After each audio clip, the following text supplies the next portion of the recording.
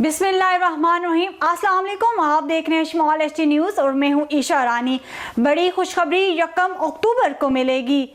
Petrol की कीमत में कमी आएगी। वजीर तजारत ने कहा कि डॉलर के बढ़ने से महंगाई बढ़ी, अब डॉलर भी नीचे आ रहा है और महंगाई में भी नीचे आएगी। पेट्रोल सस्ता होने से अवाम को बड़ी रिलीफ मिलेगी। गवर्नर सिंध ने कहा कि डॉलर काबू में कर लिया है, 250 रुपए तक आ जाएगा।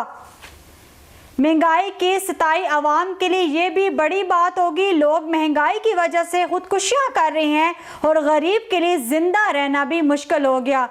आपको एक बार फिर बताते चलें, बड़ी खुशखबरी 1 अक्टूबर को मिलेगी। पेट्रोल की कीमत में कमी आएगी। वजीर तजारत ने कहा कि डॉलर के बढ़ने से महंगाई बढ़ी, अब डॉलर भी नीचे आ रहा है और महंगाई भी नीचे आएगी। पेट्रोल सस्ता होने से अवाम को बड़ी रिलीफ मिलेगी। गवर्नर सिंध ने कहा कि डॉलर काबू में कर लिया है, 250 रुपए तक आ जाएगा। महंगाई की सताई अवाम के लिए ये बड़ी बात हो गई। लोग महंगाई की वजह से खुदकुशियां कर रहे हैं और गरीब के लिए जिंदा रहना भी मुश्किल हो गया है।